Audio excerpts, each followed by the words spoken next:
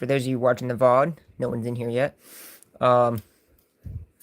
This skar amp here is a donor.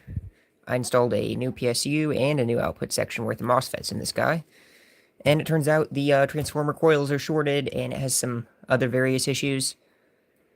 So to do the actual repair we're doing today, I'm just, ripping $40 of parts back off this one. These are like $1.23 a piece. So every time one of these drops off the board, just start counting. Alrighty. I got started without you guys. See my pile there?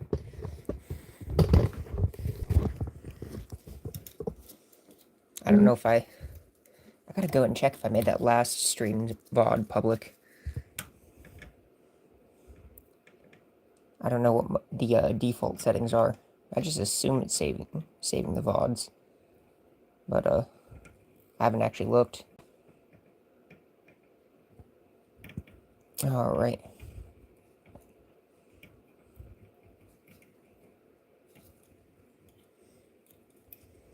So basically what I'm doing to get these out of here is just kind of bridging them all 3 pins. Then you just hold your iron there, and you take something like this and you just go.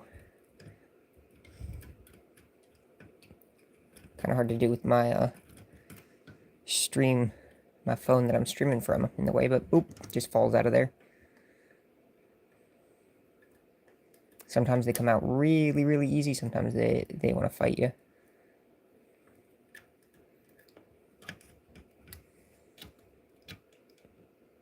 And the nice thing about this is it's a donor board, so I don't even have to worry about cleaning up the holes behind me or anything like that.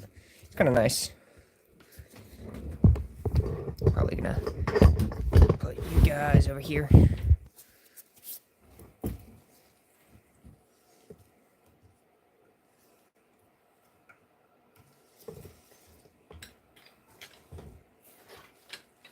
I got my irons all tangled up.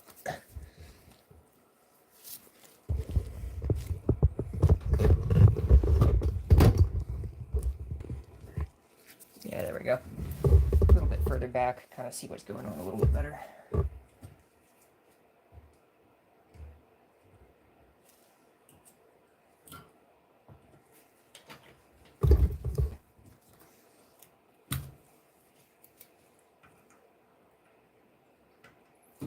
Don't know what the fuck was going on with this one. It's probably got all bent up once it went into my donor bin. Oh no, wait, that's one of the rectifier diodes, ain't it? Yeah, those are old diodes. I don't need those.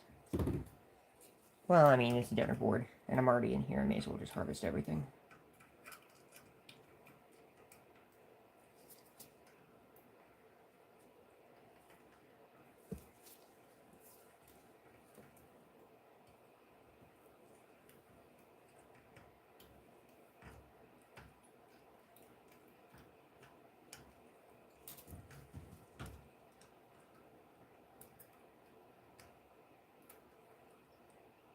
Yeah, last time I streamed a soldering iron lost it lost like a big chunk out of it, so I had to go out and get some of these soldering iron tips. We got the bad one, which is the really pointy conical one. We got the less bad but still bad one, which is the medium point conical. And then we got these 3 good ones. They just come in a pack, got it at Micro Center. I've shoved other things in that box at this point. So yeah, really long pointy one. Big screwdriver, little screwdriver, and then chisel. I like the screwdriver and the chisel tips. They have good heat transfer, because, surface area is kind of important when it comes to, heat transfer on stuff like this. And that's why I don't like the conical tips, is you don't have enough mass to transfer that heat the way I like it to transfer. And usually when you're soldering, there's at least 1 or 2 flat surfaces involved.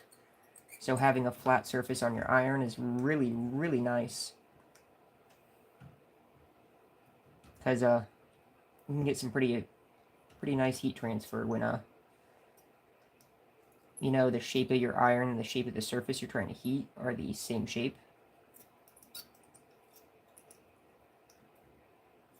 Like, there's a reason, like, your computer's heatsink is flat. It's because it's trying to cool a flat thing. Same concept applies.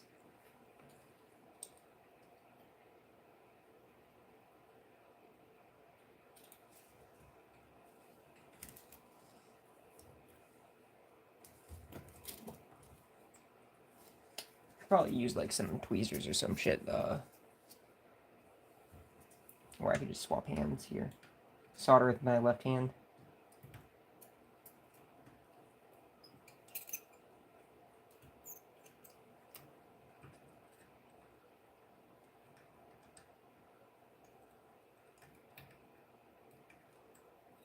I wonder if it would be faster just to blast this whole board with the Aten 862D on like full tilt.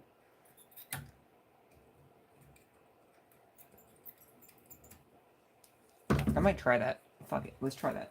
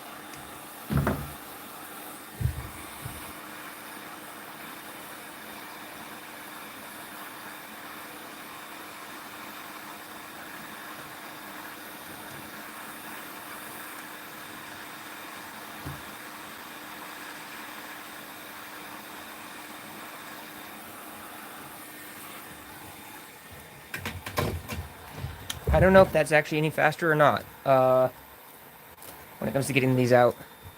Oh hey, there's 9 people in here. Hi guys.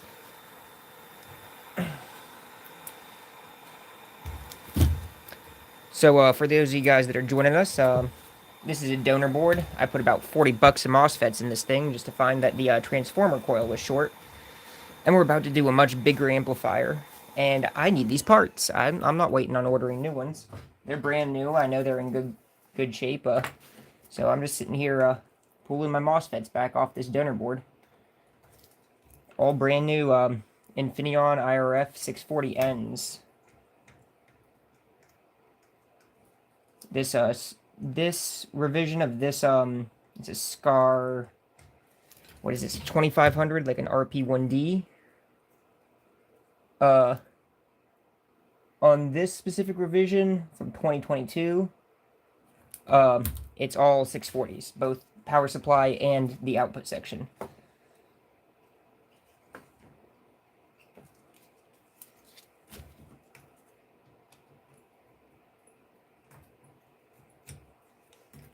So, yeah. You just get this one's a little mangled. Straighten her up. Yeah, if these are nice and straight, they just fall out when you like bridge all 3 pins like this.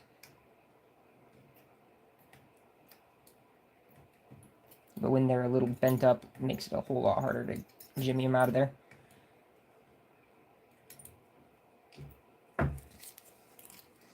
And then we just got these guys over here to go.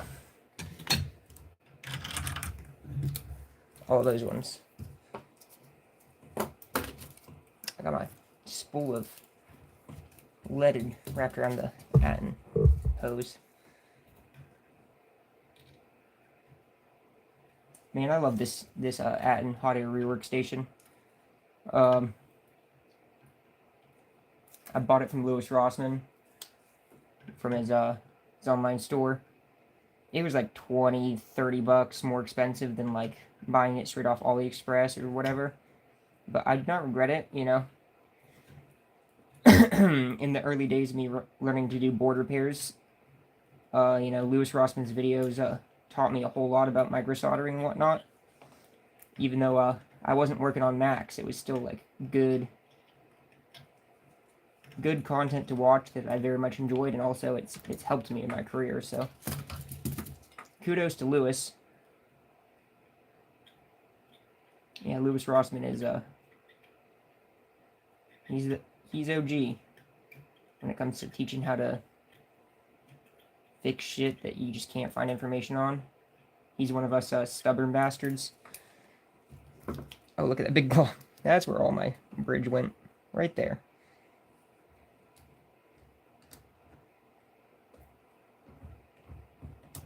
I'll have to like wick that off or suck it off with the vacuum station.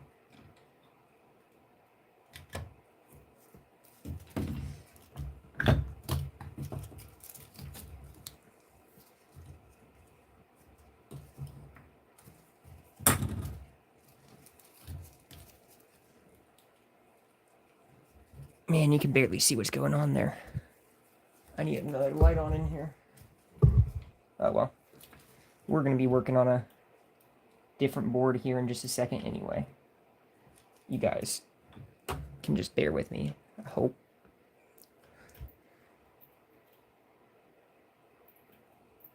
Welcome in, guys. Doing some car audio amplifiers.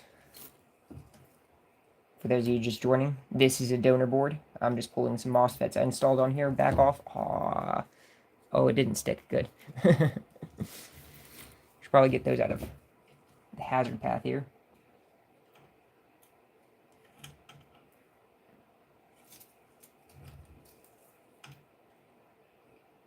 Any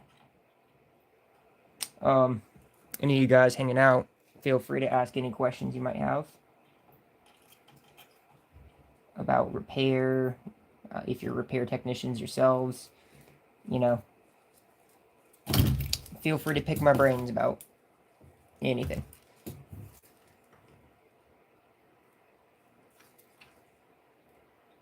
I've been doing board repair for about a decade at the age of 25, so.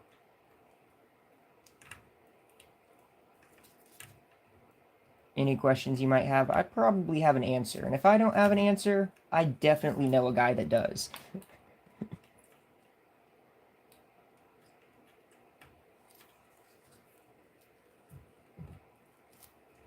So any of those repair-related questions you might have, feel free to ask away.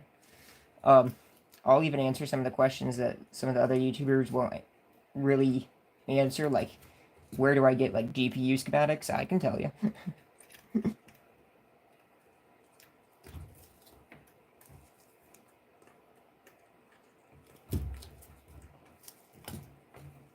A lot of the GPU repair industry was, like, saved when that, like, Asus leak happened.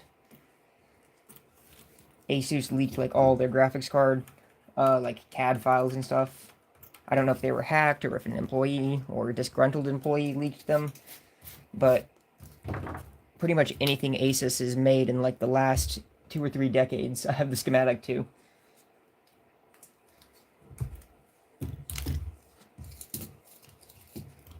Yeah, I want those huge caps off here, but we'll pull those off later. That's done. Back in the donor bin. This right here is the actual amplifier we're repairing right now. So let me just slide it off the heatsink.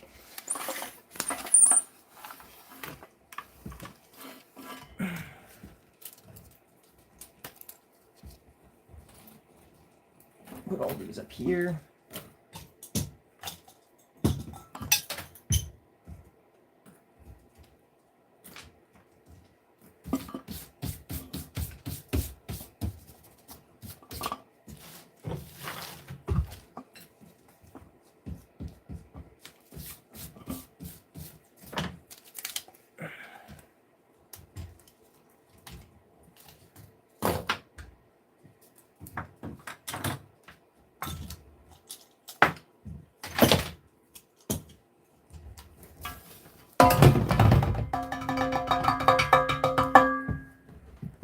I like the sound those things make. They make a pretty sound. I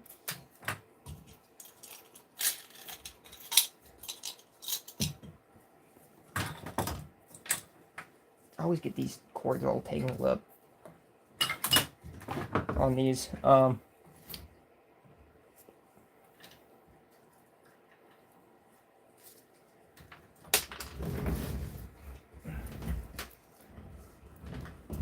Probably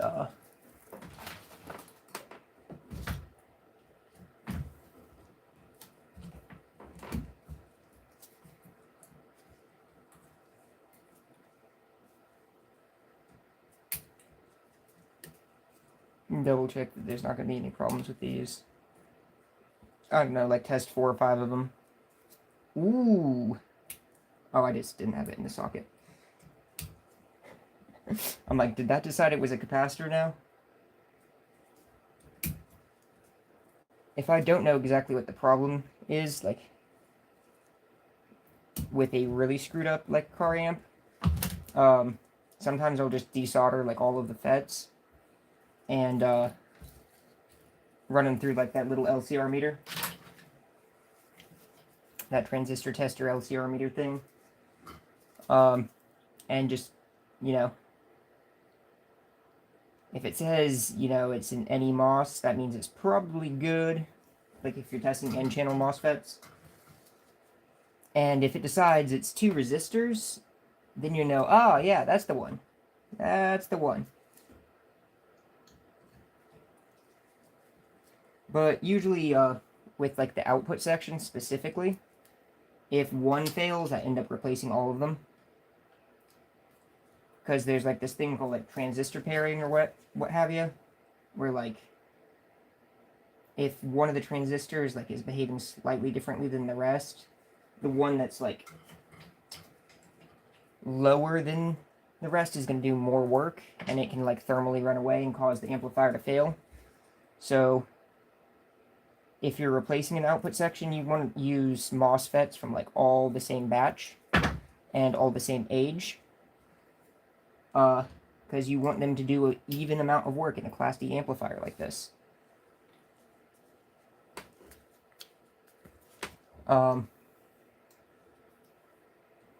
if one like has like a slightly lower threshold voltage on its gate pin, for example, that one's going to turn on before the other ones. In that group, so you have like groups of what is this? This is it's 3, 6, so 12 on each side. So you have what? Section T2, so T2, T4, section 1, section 2 of that. So you have 8 sections on this output for this Class D amp. And it's really, really important that like T2 section 1, all the same MOSFET, all the same threshold voltage, the same capacitance, basically same batch, same age. If like T4 section 2 is slightly different than T2 section 1, probably not as big of an issue, but yeah, if one goes, replace the whole section, is what I've been told. And what I know about how these things work would back up said advice that I received, so I'm like, yeah, that's how we do things now. That thermal compound that comes on the back of these, this white stuff, it is, I think it's worse than like PC thermal paste. PC thermal paste, like you touch it You don't realize you touched it, you get it everywhere. This stuff, I feel like, is easier to, like, spread around and harder to clean off. Because it's, like, it's more of, like, a thermal grease. It's still a very similar consistency to thermal paste, but it just, it's, like, stickier and tackier. One of those things. Damn. Got 24 people in here. Hi, how's it going, guys? If you have any questions, let me know. I'm happy to answer any repair-related questions you might have. I work on everything from, you know, industrial machines to car amps, iPads, cell phones, computers, you name it. Anything with a power button. That's the motto around here. Anything with a power button. Does it plug on, plug in, turn on? Does it use electricity? The answer is yes. That means I probably have worked on it before. Hell, I've repaired vacuum cleaners and pool cleaning robots and graphics cards and all kinds of crazy shit. Vintage radios, modern radios, automotive modules like engine control units and shit. EBCMs, like electronic brake control modules. I've done like HVAC control boards, all kinds of things. When you're good at electronics repair, it's all the same shit. That flux is like getting hair to stick to my gloves and shit. Alright. Straighten these guys up.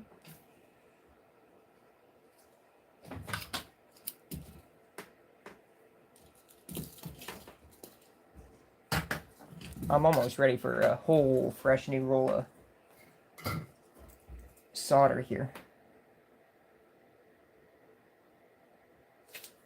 This big ass roll has lasted me like, I don't know, 2-3 years. Yeah, I think it's only been 2.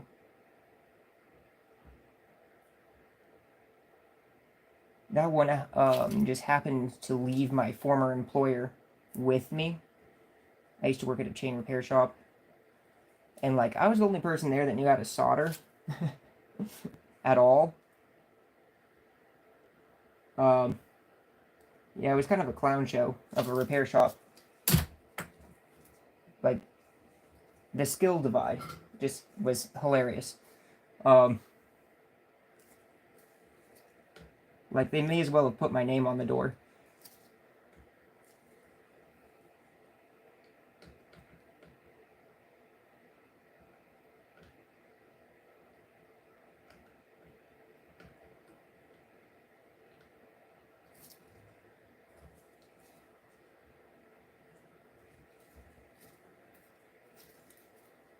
Yeah, these things are big and awkward to solder through hole stuff into.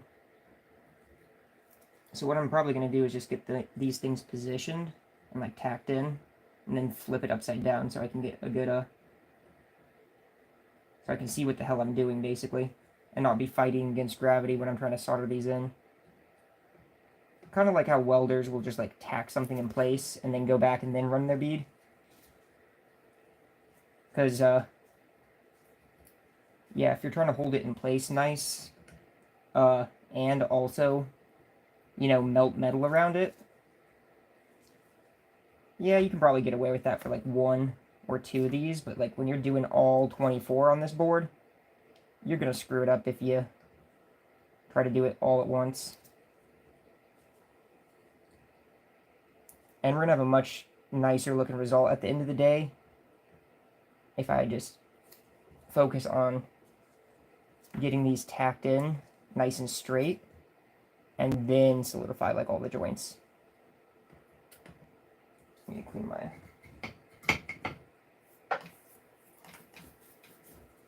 There we go. I'm kind of moving slow. I'm getting over a little bit of a head cold.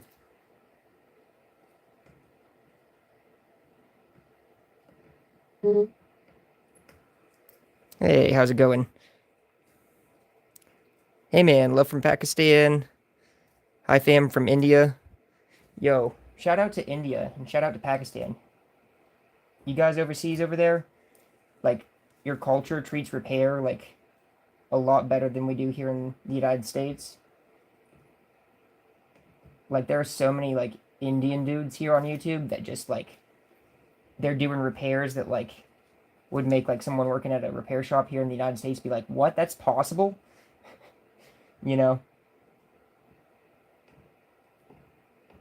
Over here, like, I feel like the whole repair industry in the United States is kind of neutered by like by our culture of like just replacing stuff, you know? Overseas, you know, people value their stuff more.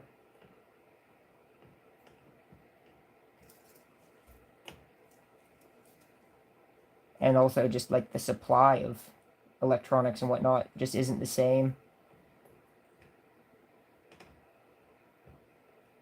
But yeah, huge love to India especially. Like, it's crazy. I live in Ohio in the United States, but like if I look at my YouTube analytics, my second biggest country other than, you know, the United States is India, cuz you know, repair's huge over there.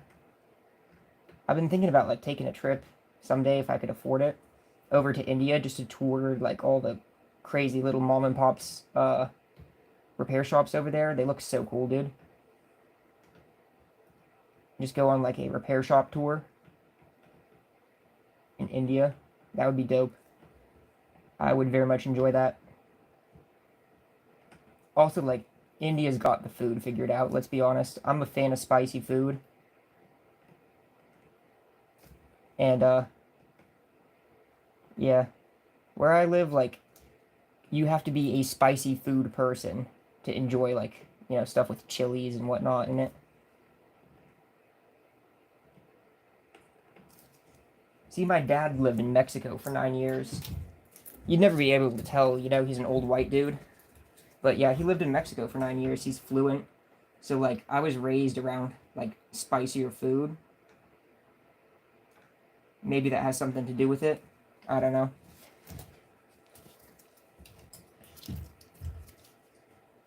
Oh, look at that beauty.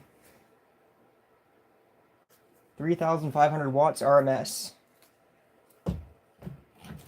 It's a little bit of an older amplifier. I don't know the exact date on this one, but I think they still make these brand new. It's a Korean design, Class D amp, you know?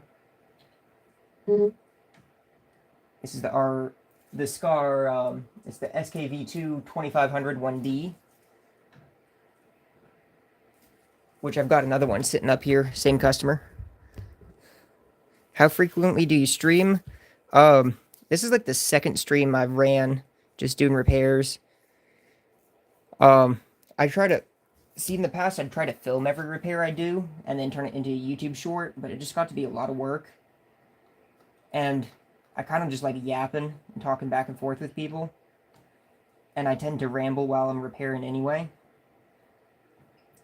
So I'm like, you know what? This feels like very much live stream content. I should just stream. So this is like the second stream, but with how things are going, I'll probably be streaming the repairs I do quite often.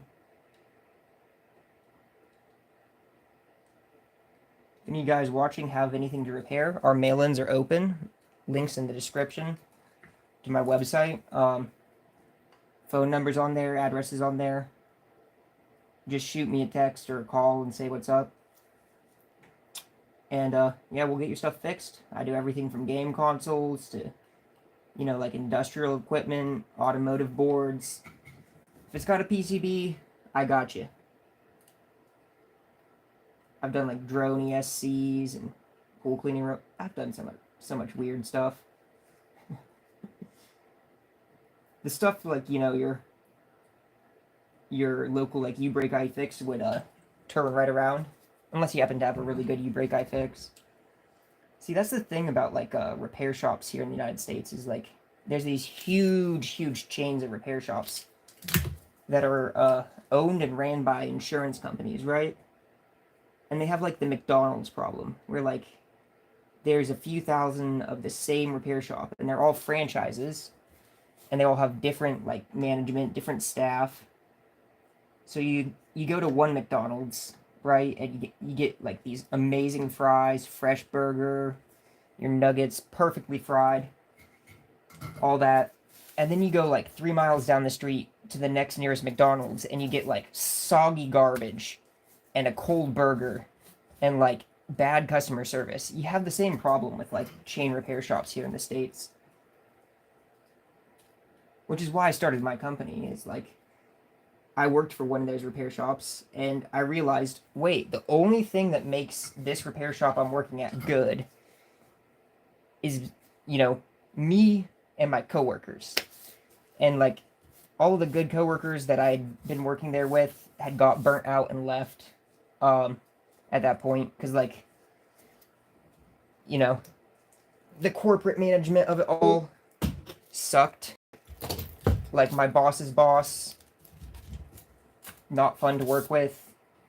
My boss's boss's boss had no idea what repair was, honestly. Like, just middle management guy things, not having a single clue what, like, the end user experience is at the company you work for. You just manage people. Yeah, it wasn't for me. The repair definitely was, but, like, the job, nah.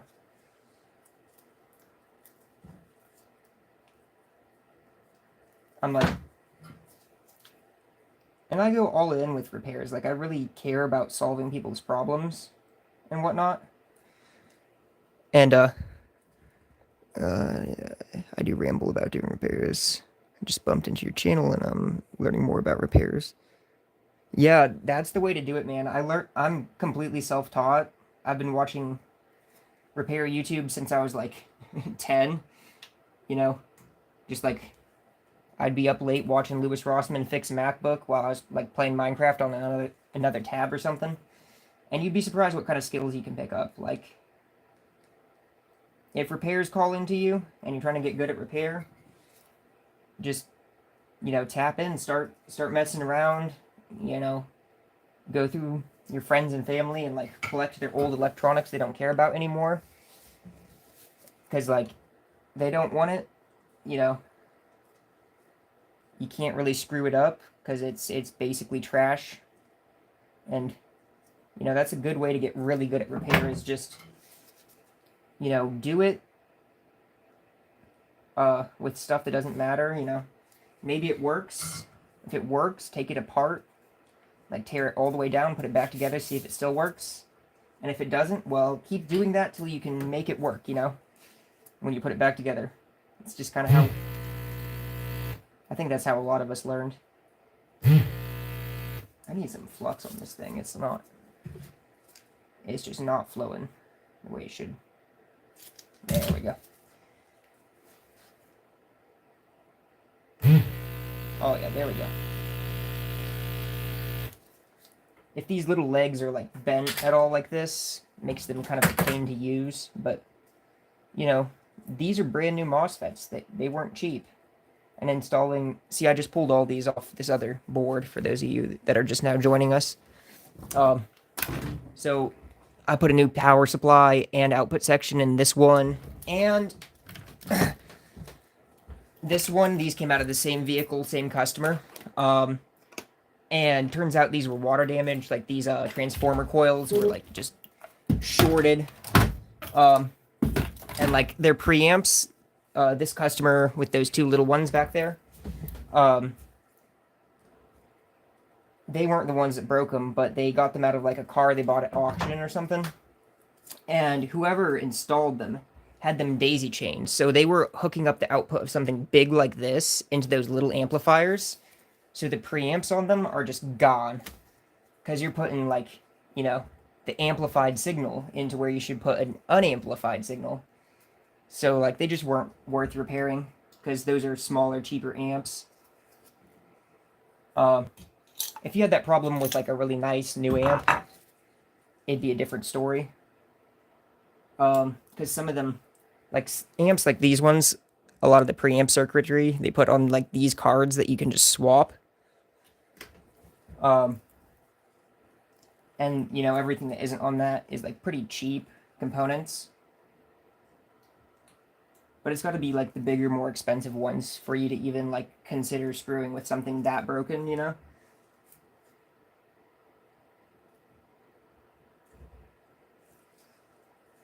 So this one, like, if I bring you guys in close, I've already done a little bit of repair here. This one, do you have some advice for more advanced learning, like soldering and boards? Yeah, definitely, get really good at identifying components and, like, finding the data sheets on them. Because once you are looking at an individual component like this op amp here, if you can get really good at finding the data sheet for, like, that, Texas Instruments op amp, you're start learning really fast. Like, I know, you know, this pin here on this op amp is VCC. I know these are the inputs, AB, AB, AB, AB, so on and so forth. Like, you'll just start picking up on things like that. Being able to visually identify, like, this is a ceramic ring capacitor, and this is a film capacitor. Like, just being able to quickly identify what the hell you're looking at will save you a lot of time. And just talking to people, especially in, like, the field of repair that you're interested in. Like, if you're into the cell phone repair, talk to guys that are repairing cell phones at, like, a chain or run a mom and pop shop. Talk to them, pick their brains, learn what you can. And again, like, there's so much great information on YouTube out here. Whenever I have, like, a weird problem that's, like, a good teaching moment, when I'm doing repairs, I make sure I'm always filming it. Because, like, I'm just paying it forward at this point. Because a lot of the cool stuff that I've learned that got me on this path was from stuff like that, where I, you know, just, you have a problem with this device, you search that problem, and, like, here's a guy with a video showing you exactly how to fix that thing. Like, these car audio amplifiers, I had no clue what I was doing with these, like, 6 or 7 months ago. This is something that I've recently, like, got into as far as board repair. Because for me, it's like I've been doing board repair for about 10 years now. So when I get something that I haven't done before, I just have to go out and find, like, the specific information. There's going to be, like, 4 or 5 to, like, a dozen things you need to know about that specific type of board before you're really good at repairing them. So I find that guy. So for these car amplifiers, that guy was Bear Vids here on YouTube. That's B-A-R-E Vids. All he does is repair these on YouTube. So I went down the rabbit hole. I binged, like, his channel for quite a while, and I learned a lot. Like, I learned about, like, the different sections of these amplifiers, which there's a big video I'm making about car amplifiers coming out soon. My cameraman Nathan shot it, you know, in 16K, 120 FPS. So it's, like, a very professional production, and we're going through and explaining, like, the different sections of the amplifier and the different components, what they do. Like, this is the power supply, these are rectifiers, these are, like, your power caps, this is the output section, and this is the preamplifier. So, you know, power comes in here from the car battery, transformers and stuff give you plus and minus 40 volts here, gets rectified, that powers the output section. There's center taps on these that go over to the preamp to power that. These are the voltage regulators for the preamp here and there. Your audio signals go in here, gets preamplified, and then that gets encoded into what's called a Class D amplification wave. So they drive the gates of these MOSFETs with basically, it's like a square wave, and they are just crunching and uncrunching the duty cycle of that square wave, so that once it goes through the amplifier and gets shoved through these big inductors and becomes more sinusoidal again, it'll be the same as this input, but amplified in power. So they encode it, and they don't really decode it, they more just shove it through these big inductors. Because this is a subwoofer amplifier, it only does low frequency signals. I think, like, the highest frequency audio signal this thing can amplify is, like, 300 or 500 hertz or something like that. So, like, your lower mids is, like, where it cuts off entirely. And in the preamp stage, you usually just high-pass filter, or low-pass, is it a high-pass filter that cuts off the high end? Oh, it's a low-pass filter. They only want the low end to pass, right. Yeah, there's built-in low-pass filters. You don't get, you know, any of your instruments other than those that are, bass. That's not saying you can't use a Class D amplifier to, amplify the whole sound signal. It's just these are specifically made for driving big 1 or 0 ohm subwoofers in cars and waking up the neighbors at 3 a.m. That's what this board is made to do, and it does it pretty good. Can't wait to check it out. Hey, No Purpose, I appreciate the support. Tony Two Chains, sorry, I'm ranting a little bit. I'll get to it. Do you have a PC? Yes, I own a company. Here, let me show you my card here. This is the busiest my chat has ever been, so I've got some bad habits to break. But yeah, I own this company. It's called Advanced Device Repair. There's the website and my email and the number and all that. So yeah, this is quite a few FETs here. There's a pretty big demand for these car audio amplifiers. The kind of person that buys this sort of thing is the kind of person that wants to wake up their neighbors at 3 in the morning with their giant subwoofers. They're not the most technical people, so these get abused and broken often. So I'll buy tubes. Here's one. I'll get those MOSFETs in a big tube like this, and they just like... I probably have a full tube over here somewhere. They come in a tube like this, and you'll get like 240 of them up in a tube like this. And I buy them like, a sleeve at a time of like 200, 400. It just depends how demand is at that moment. Where's that located? ISO certified? No. I know that. See, I own the company, and I know that I know what I'm doing. I don't need a certification. I'm the boss. I'm located in central Ohio, here in the United States. But I take mail-in repairs from all over the world. Mostly United States mail-in, because international shipping's a bitch. But, I've had guys from, like, Japan mail me their laptop boards. They're like, there's great repair shops over here, but none of them want to mess with the logic boards. They just want to replace the logic board. And I'm like, yeah, I get that. It's a whole lot to learn. There's quite a bit of work involved. I'm missing one FET. Let's see. Is this the same batch? AD17? Yes, same batch. This one just needed a little bit of cleanup. It's in that pile over there.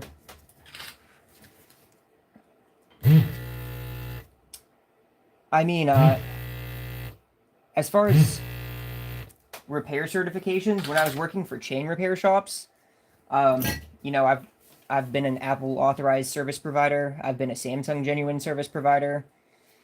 When it comes to like phone repairs,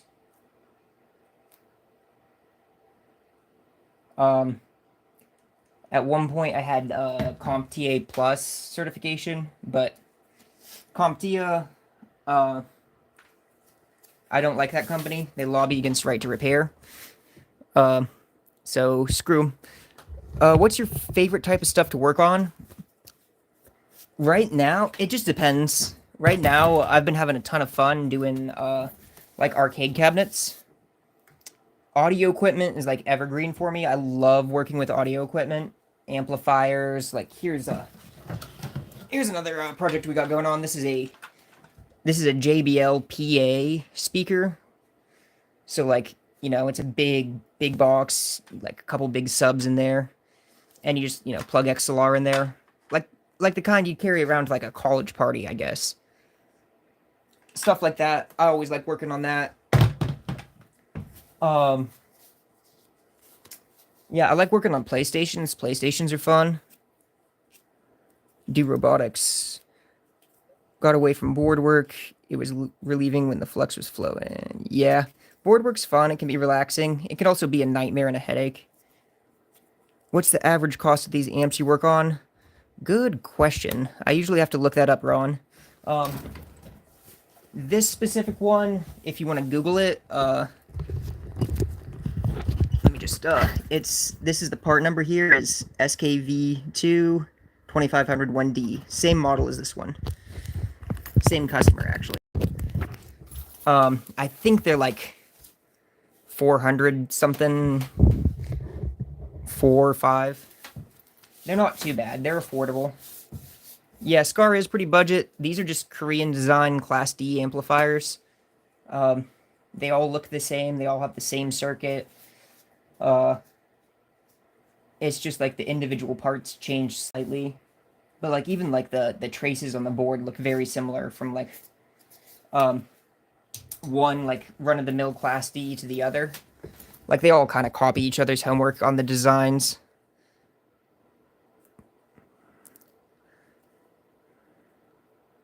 Used to install marine audio. Ooh, marine audio sounds fun. Um, I've never really got into that service side of things. I've thought about it, like doing car audio installations, because I do that sort of stuff, like home theater and just audiophile bullshit for fun. Um, in fact, I am working actively right now with a church to like install a $14,000 sound system for this church. But I've never really got into like boating or cars. Like I could do it. I can make really pretty wiring. I've done panels like in consumer stuff. I've done plenty of wiring in arcade cabinets and stuff. I understand like the theory of all this, how to match impedance of the speaker to the amplifier, you know, all that kind of stuff. So I've thought about expanding my business into that, but I don't have that kind of time. I could probably hire and train a couple guys to do it, and it could make me a bunch of money that way. But it's really hard to find people that like have that level of care and attention to detail that you need as a business owner. Is it just you? Yes, it is, Sleuth. Bought, fix, sell. Oh, so like flipping stuff. Yeah, I do flip stuff. This is a customer's item right now. It just depends on the day of the week. Yeah, you can make quite a bit of money just buying broken. There's definitely plenty of room to make money. Whatever you're familiar with. For me, honestly, the most money I could make, like just buying broken stuff and reselling it, would be like PlayStation 5s. I've been looking at picking up a pallet of PlayStation 5s because I've got it down to where I can diagnose any PlayStation 5 that you press the button and if it will beep once and turn off, I can fix it. What do you charge really depends on what you need fixed. All you do is PCBs or just amps. I do anything with a power button, Tony. So if you have a logic board out of your refrigerator, I'll fix it. If you have a cell phone with a broken screen, I've done thousands and thousands and thousands of those. You got a laptop with a problem, I got you. I don't limit myself. Sometimes people will bring me something that I haven't done before, and I'll tell them, hey, I haven't done this before, but I've fixed everything else that's electronic for about 10 years now. I will figure it out. If it's over my head, I know when it's over my head. I'll go find a guy that really knows what he's doing and figure it out from there, Do I reball? Oh, yeah, I do a ton of BGA rework keycaps. I do liquid damage, data recovery, all the complicated shit. Like I just reballed that core there on that 3080. I do Mac boards. All kinds of fun stuff. You're awesome, dude. I'm jealous. I want to be just like you. Ron, that was literally me like a couple years ago. Well, a couple being about 10. I saw like Lewis Rossman and these guys here on YouTube doing this, and I'm like, that is freaking awesome. I want to be like that. And here we are. Is there money on specializing? Oh yeah, there's big money in specializing on GPUs. It's just it's not going to be a local market. You've got to be really good at making a good website and like a good YouTube channel to get a lot of GPUs in the door. Like Northwest Repair, he can't keep up with his GPUs, and I'm like, well, if I could get a tenth of those people, because I have half the wait time, if not less, because like ticket wise, what you see up here in these shelves is what I got to get done, and when that's gone, I need to get more things in the door. What kind of car you drive? I don't drive a car. I drive a mid 2000s, like a 2010 Chevrolet pickup truck because it was free. Oh yeah, Lewis is a great guy. Where's the most money and least money? Risk, is it GPUs, phones? Uh, Ron, keep the questions flowing. There's no such thing as a dumb question, and I love answering your guys' questions. The most money and the most risk, it really depends on what the market's doing. Like sometimes, like you'll have phases of repair, like big picture, like it used to be TV or it used to be radio repair, then TV repair, and computers were really hot, and then phone repair was the shit because it was cheap. Least risk, it's all risky. If you don't know what you're doing, you will screw stuff up and break things. Um, and if you have a company that's set up correctly and you communicate with your customer properly, you're not really taking a big risk yourself. Um, if I think a repair is going to be difficult or challenging, like a data recovery, like here's an iPhone 13 data recovery that I'm working on. And like this was thrown off a balcony and dropped in a toilet and all kinds of shit. Um, this customer knows that there's like maybe a 30% chance we'll be able to get those pictures back off there in the shape that it's in. And I talk people through that. So like if it's something I've done 100 times before successfully, I'm like, yeah, this is safe. But if it's something where like I don't even know what the problem is, it's like you got to communicate those sorts of things. As a repair shop owner, like what sets you apart from everyone else is, do you have good communication? If you don't have good communication, you'll never make it in this industry. You like if you take something in and it takes 2 or 3 weeks and you don't give them an update or you don't tell them what the problem was or anything like that, that customer is not going to give a shit if it's repaired perfectly. They're going to care that you did not tell them what was going on and they were just left in the dark about it, that kind of thing. So yeah, communication is huge priority when you're running a repair shop. Is like, that went into standby while I was rambling. Let me turn my standby back to like 30, 40 minutes.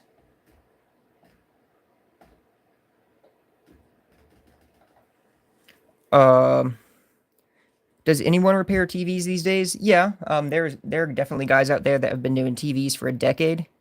Do you advertise? Word of mouth kind of just is carrying me at the moment. Um, I do advertise, like I have, I'm advertising right now. Did you know you're being advertised to?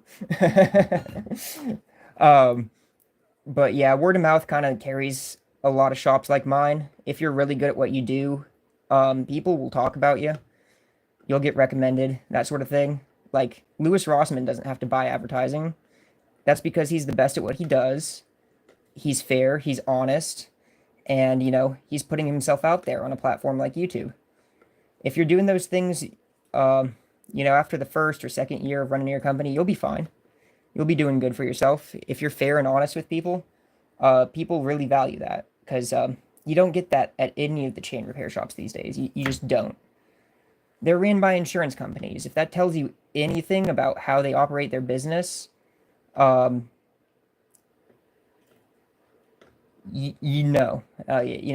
owned by insurance companies. If that's not a red flag to you, then I don't know what is.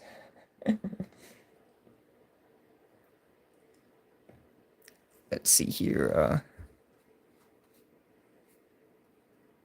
Those amps look way simpler than GPUs or anything else I've been watching. Been going nuts on repair vids for the last 2 days. I'm a technical guy, handyman. That's on getting a little old. Kind of want to stop climbing ladders and sit still and make money. Oh yeah, I'd get really into something that there's a high demand for, like whether it's like retro video games, arcades, audio equipment. I'd kind of make it match whatever hobbies you might have. Like if you want to get really into power tool, like say you're a handyman kind of person, there's a lot of money, I think, in like power tool repair. It's a pretty untapped market. Now, unfortunately, if you're doing like power tool, like cordless tool repair, you got to turn away stuff that's a certain age because like Milwaukee and DeWalt and Makita and Ryobi and all of them, they they provide a lot of parts for their stuff. Like, it's very repairable if you know what you're doing. But if it's like over 2 or 3 years old, you're just not going to be able to buy the parts you need anymore. Like, just changing out carbon brushes on like brushed corded and cordless tools, really easy. If you're super technical, refurbishing like OEM battery packs, like tack welding in new cells to some of those really expensive battery packs, like your Milwaukee M18, like the big pouch lithium ones, like those are like 200, 400. There's meat on the bones there. Just finding a niche and rolling with it, unless like electronics repair is like your absolute passion. But definitely something like this where it's bigger solder joints, like this compared to micro soldering on phones, this is child's play. But you know, there's money here, so I'll do either. I enjoy both of it. I like being challenged, but I also like working on equipment that, you know, I enjoy because it's cool equipment. That sort of thing. A new drill is 200. People just buy new tools. Well, there are some drills that cost a little bit more than 200 out there.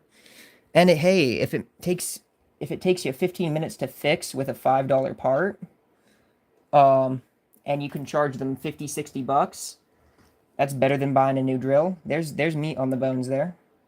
But yeah, definitely the more expensive of equipment you're like familiar with repairing, the better off you're going to be. Like the guys that are doing like $20,000 control boards for like solar inverters, those guys are making great money. And like, look at Louis Rossmann. He's his thing is the, you know, several $1,000 Apple laptops, right? And the hard drive data recovery.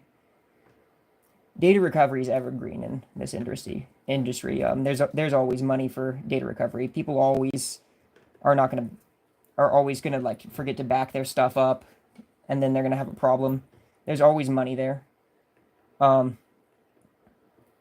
like, it's a lot harder to work on a lot of things. Like computer repair is really hard now. Like the barrier to entry just keeps going up. So if you can find something like, I have a bunch of videos on my channel doing Bose Wave radios, for example. And I've made so many videos about repairing those at this point that, like, if somebody has one and they're looking for a place to mail it, chances are they're going to stumble across my videos and see how I repair those. So I've ended up doing even more of those, and it's just kind of snowballed. That is kind of like a joke between my cameraman and I, is like, all anyone mails us is Bose Wave radios. Let's see, craziest thing I've had to fix. Here, I'll just show you. I still have it.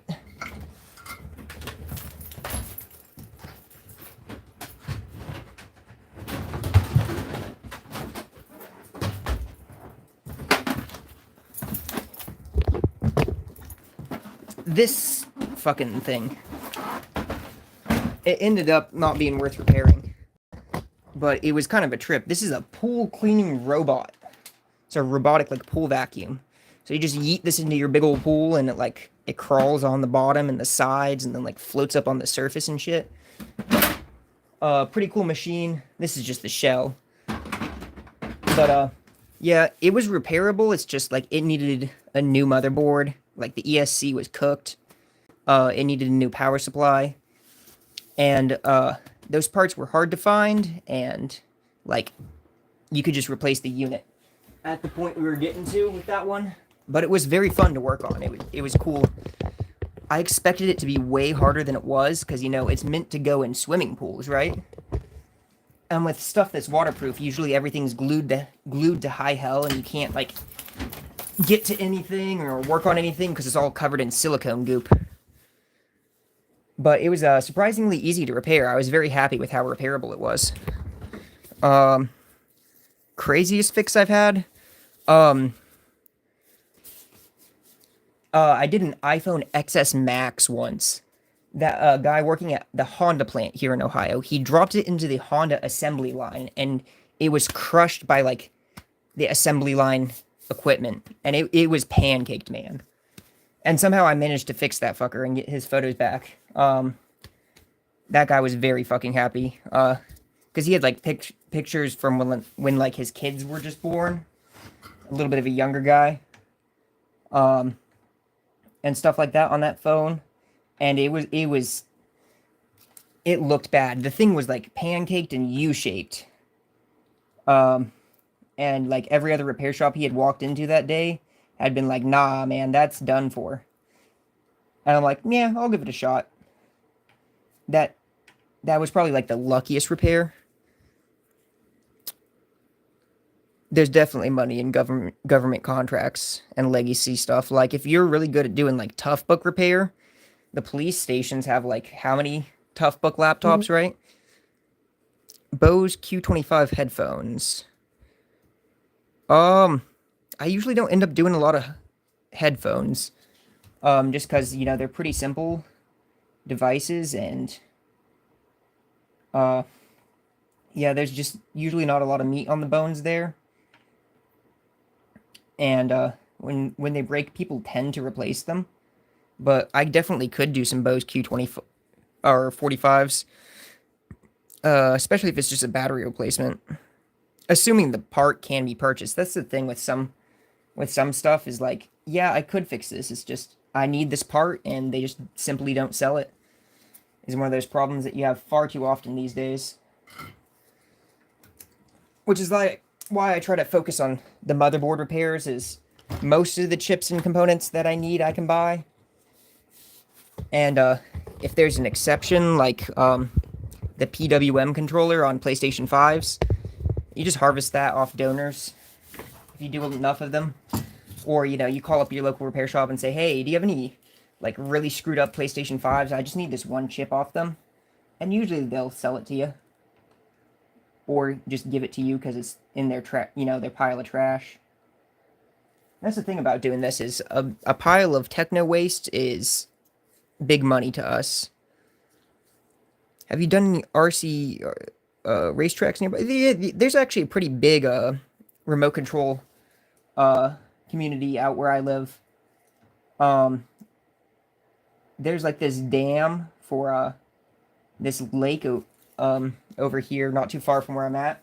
It's called Alum Creek, and there's like a big like RC plane community out there. And there's a couple like specialty remote control shops in Columbus, Ohio. You reflow ICs ever? Oh yeah, all the time. I do BGA soldering. I do SMD rework. Like, I got the Atten 8625D. We got the microscope. I got stencils and reballing stuff over there. I'll use this is 0.2 millimeter solder ball for doing like BGA rework. I've got 0.2, 0.3, 0.5, 0.4, all that. So yeah, I reflow ICs and stuff like that all the time. Yeah, definitely proud of the iPhone XS Max. That was a huge one. Why is my phone not charging? What the hell? I'm gonna be forced to end stream here because my phone's gonna die on me. Thought I had that fucker plugged in. Okay, something's wrong with my brick. Thanks, Anchor. I know this cable works. Well, shoot. I might have to get off here early, guys, because I'm gonna have to go charge my phone. Legit racetrack is what? Yeah, I'm pretty sure there's some places over there. But yeah, I need to go more places like that, like RC racetracks and music stores, and just hand out some business cards. You're the best, man. You're awesome. Thanks. It means a lot, Tony. I definitely needed to hear that today. 12 Speedos, 8 servos in his closet. Hell yeah. 18th scale RC racing. That's dope as hell, Ron. You should make YouTube videos about that. I'd watch that. Alright, well, I'm going to get off here, guys. Thanks for hanging out. I'll be streaming later tonight and probably tomorrow as well. So make sure you tune in. Have a good one, guys.